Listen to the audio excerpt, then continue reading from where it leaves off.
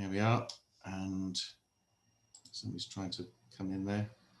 Okay, right. So what we're doing, obviously I'm recording this, so what you hopefully you did over the sort of first half of the lesson was you did the test and then you did that Seneca task. The Seneca task is really just to make sure and give you a reminder of different energy types, which is something you should already know about. Were you all reasonably confident with the Seneca task? What I'd like you to do, if we're talking about energy, I'd like you to assess where you think your current knowledge of energy is. Red if you really don't know anything about it, amber if you know some of it, and green if you think you already know most of this. So if you could just go into the chat and just submit your level of understanding, just so I can gauge how much detail I need to go into with this.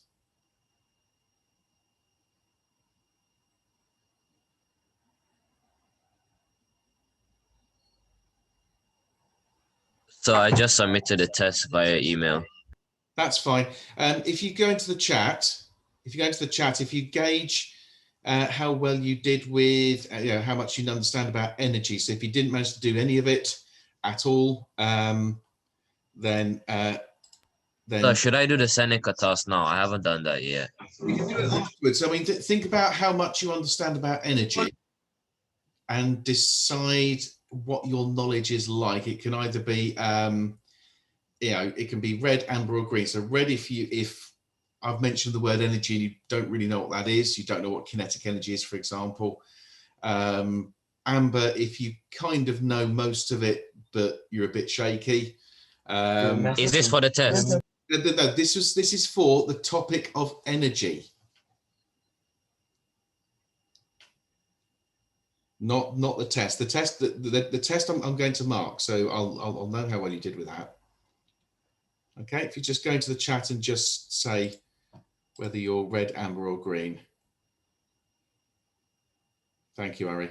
Thank you, Freddie.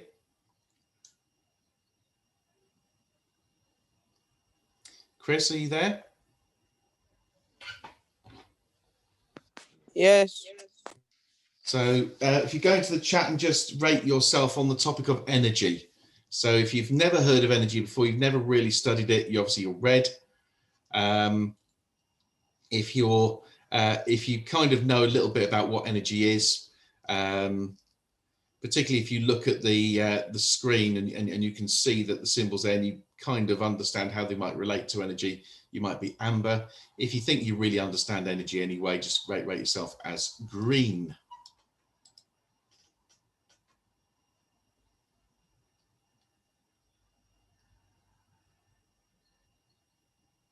Right, I think what I need to do, I need to make a start. So what we're going to do is I'm going to talk to you about energy resources.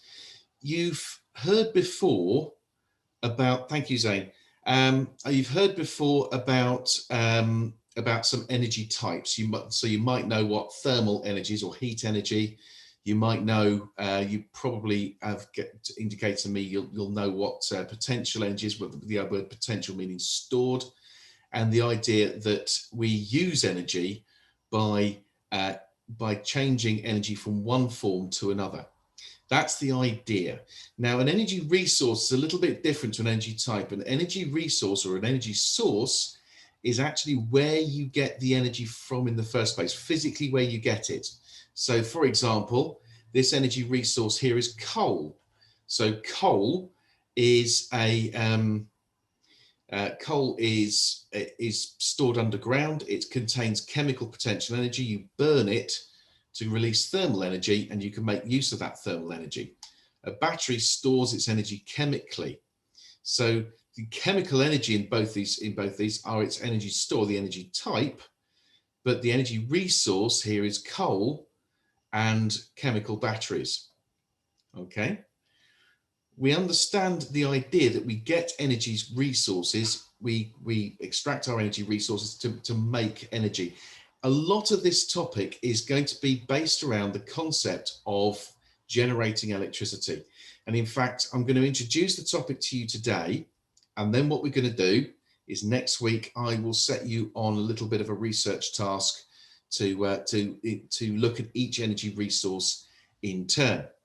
So the first step really is to make sure that in this lesson you'll learn that there are a range of different ways that we produce electricity, that there are good and bad points about all of them. There's no one that's absolutely brilliant, and you'll be able to at least know the main ways in which we generate electricity. Hopefully you'll also be able to classify your energy resources into two groups, which are renewable and non-renewable energy resources. And we'll talk about that a little bit later. So I'm going to take you through this on a PowerPoint. However, there are things on the PowerPoint which aren't quite right, and I'm going to sort of help you with that. And the reason why I've done that is so that you have some familiarity with the common misconceptions that people make when they're talking about energy resources. So we're going to look at energy changes in power plants. So the basic workings of a power station, almost all power stations work in the same way, in that they all rely on a turbine. What happens with a turbine is that a gas or a fluid flows through the turbine and makes it spin. So in this case, this is a steam turbine. So boils water to make steam, and the steam is pushed through this turbine and it makes the turbine spin, turning that thermal energy used to make the steam into kinetic energy to make the turbine spin. However, it's not always steam. Sometimes it's wind. So for example, with wind generators, they just blow wind. The wind makes the turbine turn. And sometimes we use liquid water. When that turbine spins, it's obviously gaining kinetic energy, and it's connected physically to a generator. A generator is a giant spinning magnet with some coils near it. As that magnet spins, it generates a bit of electricity. And in doing so, it converts kinetic energy into electrical energy to make electricity. And that is how most power stations actually work. Nearly all of them rely on making a turbine spin to run a generator. And everything else is just really what we use to make the turbine spin. So, for example, if you've got a coal-fired power station, this one in the picture here, I think is Drax Power Station in North Yorkshire. You burn coal. You can see the chimney stack there next to the furnace where they're burning coal. They use the thermal energy, the heat energy, to make steam. And we know from when we looked at pressure that when you boil a liquid to turn it into a gas, that gas takes up a lot more space than the liquid did. So it wants to expand rapidly. So it's going to push steam through a pipe, and that pipe is connected to the turbine, which the steam makes the turbine spin, which turns a generator, makes that spin, which produces electricity. Now, one of the things we have in the UK is a thing called a national grid. The national grid is a network of electrical cables which connects all the power stations and all the substations, and therefore your homes. It connects them all to one network. The reason why we have that is we have lots of different power stations. So the most efficient way to generate electricity for the whole country is to have all the power stations powering all the homes and businesses, rather than having one power station powering one town. So the reason for that is that not all energy resources work all the time. And sometimes you need to take a power station offline to be able to do maintenance to it, for example. So, for example, this Drax Power Station, every now and then, every few years, they need to stop supplying it with coal so that it cools down, and then do some maintenance work. And sometimes they have to close the power station down to do it. But obviously, we don't want a whole section of the country to suddenly not have electricity for a few days. So everyone's connected to a national grid so that we get our electricity from other power stations, and they just sort of help each other out. A solar power station, we don't have many of these in the UK, but this is a large power station rather than just solar panels. Obviously, you probably see as you're walking around, you probably see on the roofs of people's houses, they have photovoltaic panels, solar cells on the roof of the house. It's surprisingly a common misconception. People think that those solar panels don't work very well in the UK because we're cloudy a lot. Actually, a lot of the light energy required to make those panels work will come through the clouds. So they are actually quite, they do actually work.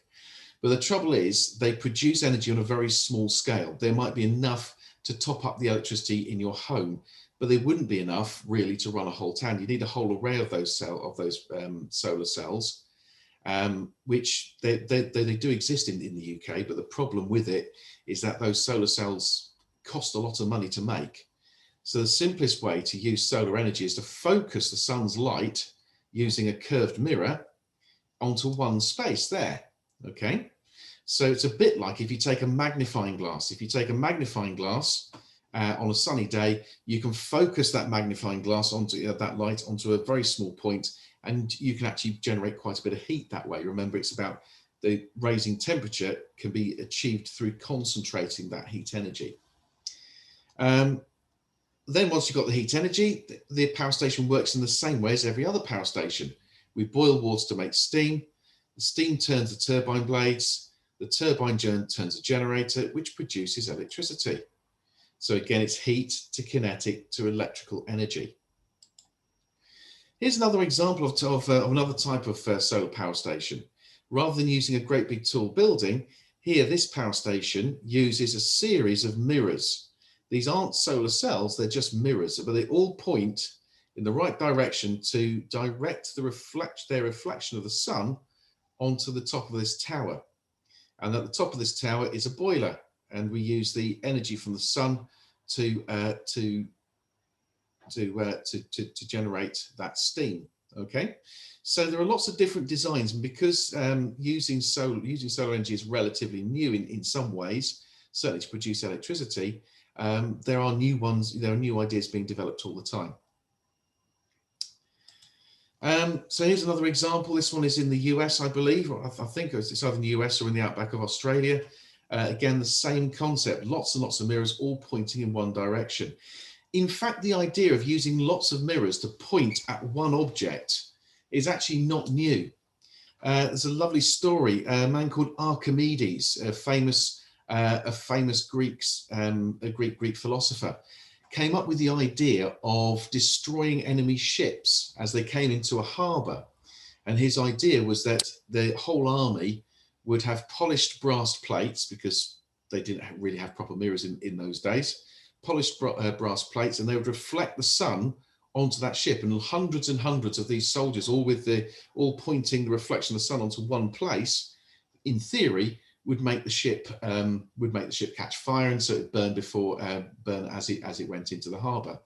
The problem with it is you need a lot of these reflectors, all focused in exactly the right place to generate enough energy to do that. And in fact, in reproductions of that theory, it's been proven that it would take several hours for a ship to actually catch fire. I think they even did it on Mythbusters. So that's solar power. The good thing about solar power is it's abundant. There's lots of it. The sun actually produces enough power as a body in space per second to satisfy our energy needs for about a year on the whole planet. That's the good point. The difficult bit is, of course, being able to harness it. In order to have this type of solar energy, you need to be somewhere where there is reliable sunshine. So this type of power station would not work quite so well in the UK. So, and also the other problem with solar energy is that we only have daylight for about half the day.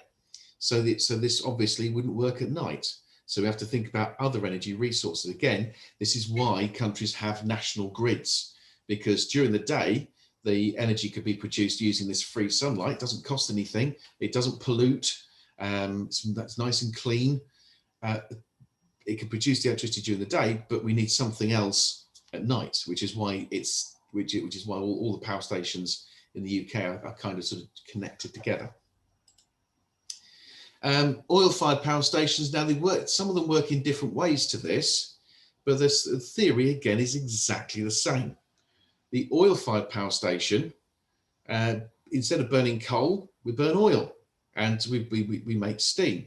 Now, in some cases, the oil itself can sometimes be burnt, and it can turn a turbine directly through its exhaust gases.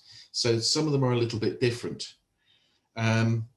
And again, it produces our electricity.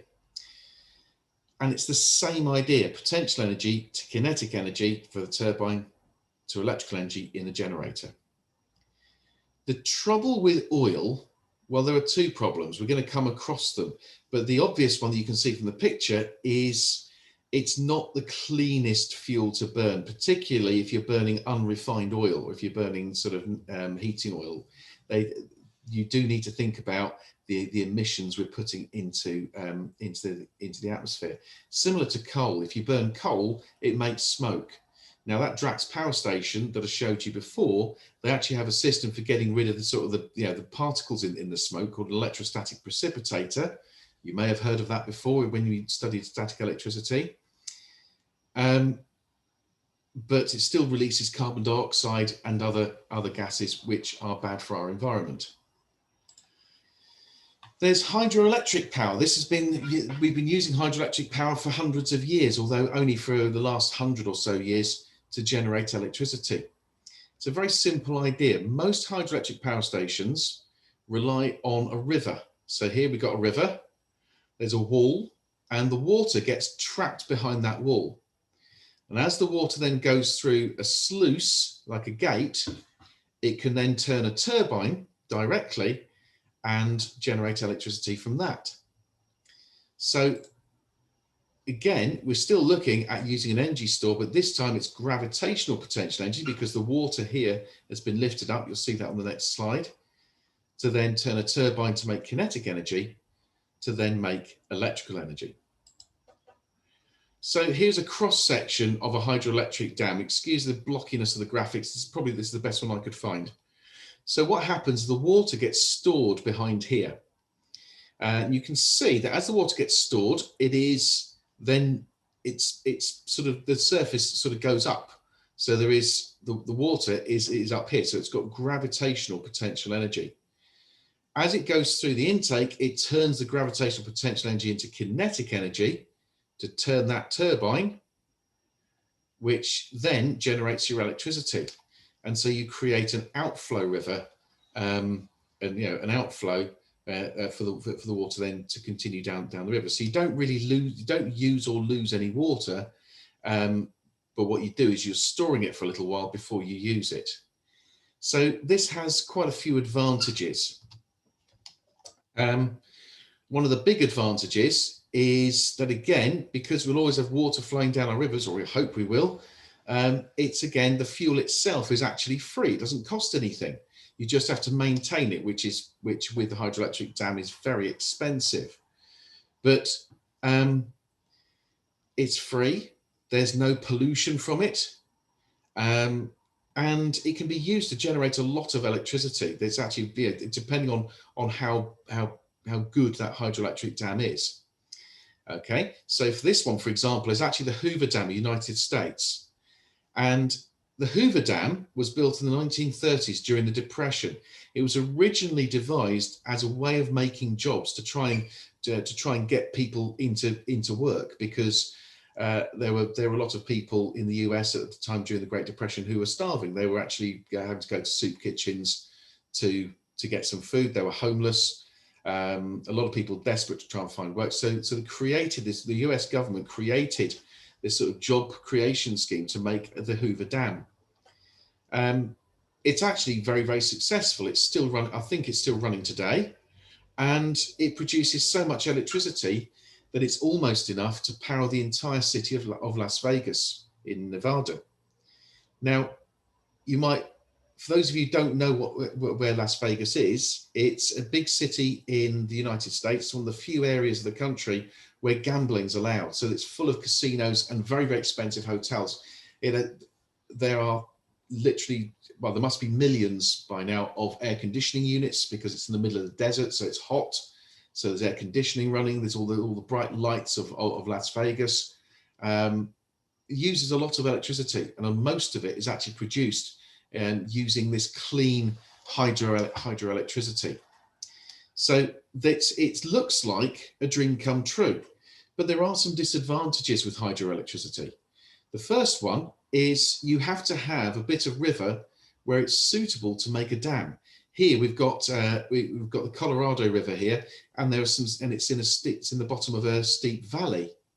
So they're able to trap the water quite efficiently with a steep valley. If you don't have a valley, sort of a V-shaped sort of cut into the rocks, and the river flows along the bottom, then it's harder to build a hydroelectric dam. So you're limited as to exactly where you can put hydroelectricity. The other possible disadvantage is that you have to make a great big lake. And this has some advantages because you can go boating on the lake, it stores water, but you do have to make a lake. So you have to flood areas. To give you, for the Hoover Dam, that wasn't so much of a problem because this is mostly desert. Excuse me. This is mostly desert. But because this is mostly desert, there's not that much environmental damage, or there's a little bit because by the river there would have been some habitat which has obviously had to move. In other dams, they have to displace people. In the case of Egypt, in the Aswan Dam, they created Lake Nasser behind the Aswan Dam. They had to move a very ancient monument called Abu Simbel. They had to move that to another location. They had to pick it up brick by brick and move it. The reason being that it was about to get flooded. There's a nice example of flooding as well, from dams, but it's not hydroelectricity. If you ever go to Rutland Water, you'll see there's if you go to Rutland Water, you see there's like the top half of a church sticking out of the water, and that's because to actually to make that lake, they had to flood a village called Normanton. So it's not perfect, but it has some advantages and disadvantages. Natural gas, this is one of the most common sources of energy in the UK at the moment, one of the most common. Now, it's a little bit different to the process here. Usually natural gas used to be that we'd burn the gas to boil water to make steam. Nowadays, in the last sort of 20 or so years, 20, 30 years, they developed ways of actually using the gas directly. So they burn the gas directly and it spins, and as it burns, the exhaust gases expand and it spins a turbine directly from those exhaust gases. The advantage to that is with natural gas, you can turn it on and off. So for example, with coal-fired power stations, it takes a couple of days to get the coal furnace up to the right temperature to run the turbines efficiently. With wind energy and with tidal energy that we'll look at in a minute, you'll see that they only work at certain times. You don't get to choose when they produce electricity. Gas-fired power stations, you get to choose it. So, gas-fired power stations, you get to choose when they don't produce energy. So we can switch them off when we don't need them. Wind energy, well, you've probably seen those, particularly those of you who do football. You've probably gone to if you've gone to a match anywhere sort of in the West Midlands, you've gone along the A14, you'll have seen these wind turbines. I think it's pretty self-explanatory. It's free energy because it's from the wind, but you do need to maintain the turbine, so it does cost a little bit. But again, we're not having to buy and burn fuel. But again, not always windy, so we don't get to choose when wind turbines produce energy. We sometimes, although the ones you've seen have probably been down by the A14, we do actually produce a lot of wind energy with offshore wind farms. The trouble with wind farms is that they are big. They require a lot of these windmills to be the same as a coal-fired power station. And this has a problem with wildlife. Obviously, to install wind farms at the bottom, offshore, they've got to drill holes in the bottom of in the seabed. and that's going to disturb habitats and wildlife. Onshore wind farms, like the ones you see on the A14, you probably don't know because most people only ever see them from inside a car or a bus or a train, but they're actually really noisy.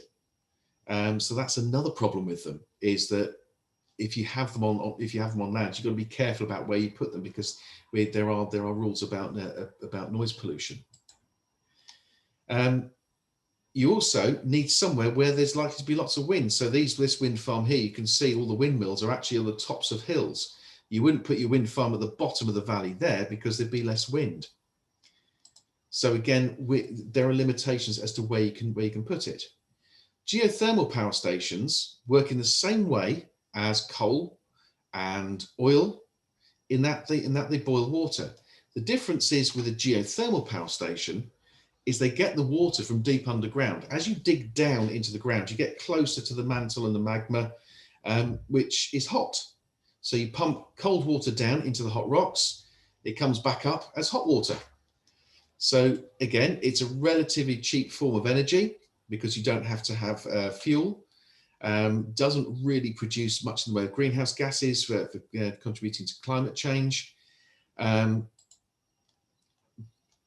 But the problem is, you need somewhere where you've got the hot rocks relatively close to the surface. You don't want to try and dig sort of several kilometers down into the ground. That's very, very expensive. So really, geothermal power stations are usually you can only really put them where the mantle is thinnest. So in volcanically active areas, such as the one that I showed you before, that was in Iceland. Okay, this one's in Iceland, I think, as well.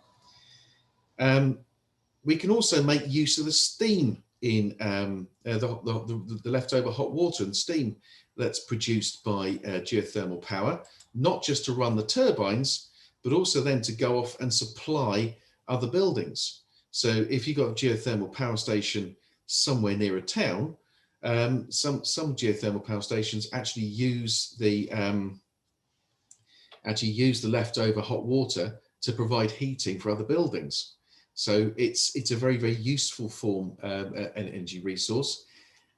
And again, aside from maintaining it, it's pretty much free.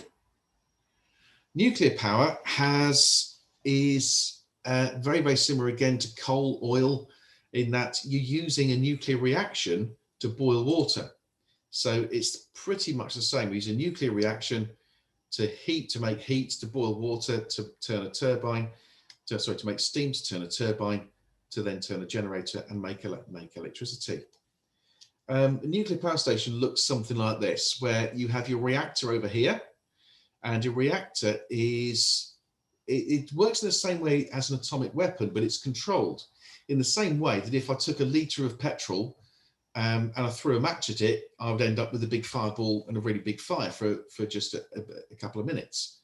Whereas what we want to do is to burn it in a controlled way, like in an engine, to gradually release that energy. So this is what we do with a nuclear reactor. That nuclear reactor uses a heat exchanger to boil water, to make steam, to run a turbine in the same way.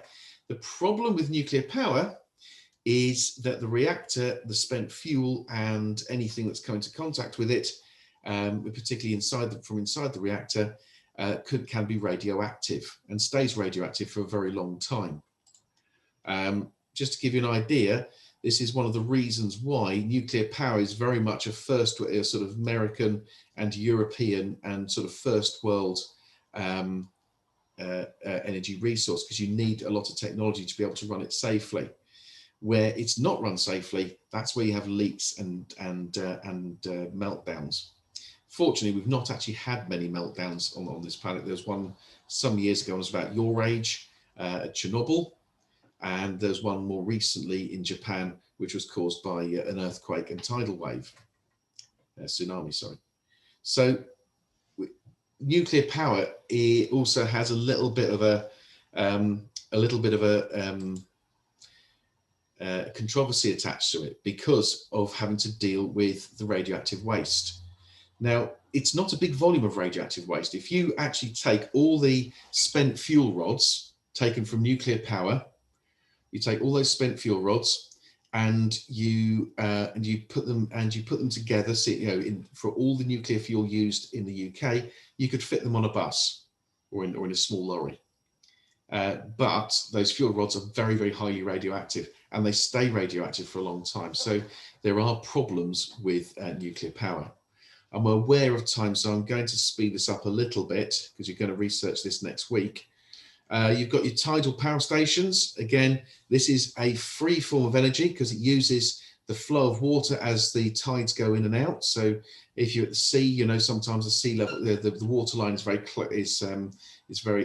a very long way out, and sometimes it's a lot closer in because you have those tides caused by the gravitational force of the moon. So that water's moving backwards and forwards. While the water's moving, we can turn that kinetic energy into electrical energy using underwater turbines. Again, big problem with tidal energy is simply the fact that it's producing electricity while the tide's going in. It produces electricity while the tide's going out, but while the tide's all the way in or all the way out, it's not producing electricity. So we don't get to choose when it produces the electricity. But when it does, again, it's using a resource which doesn't require fuel. It won't run out. So it can be potentially very, very cheap to produce. The problem is, again, with the cost is with actually installing the tidal flow turbines and with maintaining them. There's also the environmental problem that when you're installing this sort of thing, you're usually installing them in river estuaries where a river meets the sea, and it's again disturbing that sort of seabed. So there's a potential for there to be an environmental impact there. Okay, and there are lots of different designs of tidal power stations sort of being developed and have been developed. Most of them you won't see because they're underwater. So if we look at all the different types of energy that we've looked at, I've just given you a 20-minute whistle-stop tour of all the energy types. So now what I'd like to do is just classify them, and it's a simple classification. If I take all those energy types, these four will run out. Okay, we get these three: oil, gas, and coal, or what we call fossil fuels. They take millions of years to form, and we're using them a lot more quickly than they're being formed. So they are going to run out. Now, nuclear energy uses mined uranium, and there's only so much uranium underground as well. Now, with oil and gas particularly, we should be worried because it is projected that possibly within my lifetime, but almost definitely within your lifetimes, we will run out of oil and gas. So they're short-lived. They're what we call non-renewable. All the others won't ever run out because the sun's likely to keep on running for the next 6 billion years or so at the very least. The sun produces the weather, which produces the rain, which makes rivers, which then falls to feed rivers.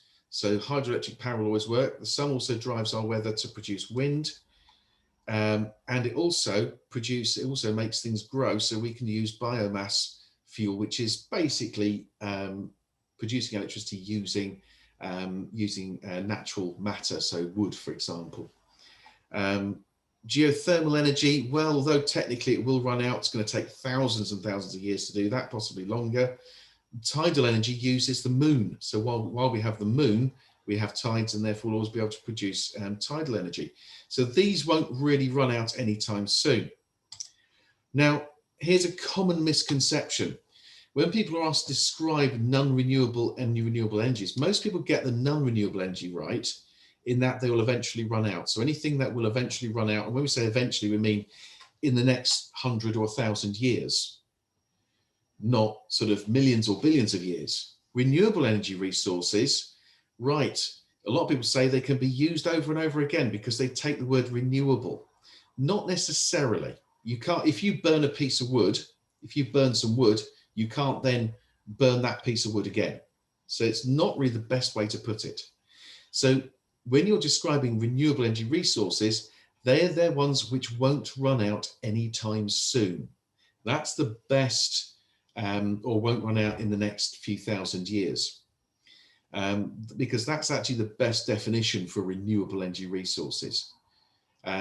It's not right to say they can be used over and over again. As we said, we're running out of fuel, and it's already becoming more difficult to extract things like oil and gas. And in fact, in 2004 and at other times, we have had a fear of shortage. So in 2004, there was a little bit of a petrol shortage, which caused the petrol prices to go up, and meant that a few petrol stations actually ran out of petrol for a little while. So if we think about what we use petrol and gas for, natural gas for, we use it for so many things, and it is running out. It's something that does affect all of us. So we have to think about the alternatives. At the moment, a lot of our electricity is produced using gas turbines. Those gas turbines will run out of gas within your lifetimes. So we have to think, and this is why we do energy resources, we have to think about what else we can use to generate that electricity. Okay. Thank you very much, everybody. Thank you very much, everybody. I hope that was useful. What I would ask you to do, make sure, please, you've done the Seneca task. Please make sure that you've submitted that test that I gave you at the beginning, and make sure that you've got that, because in the first part of next week's lesson, I'm going to go over that with you, and I don't want to sit and go over stuff that you guys already know. I'd much rather concentrate on the things that you don't. So thank you, sir. What I'd like to do, make sure that you're familiar with energy resources, and I'll put that. We'll develop that later on. Take care, everyone.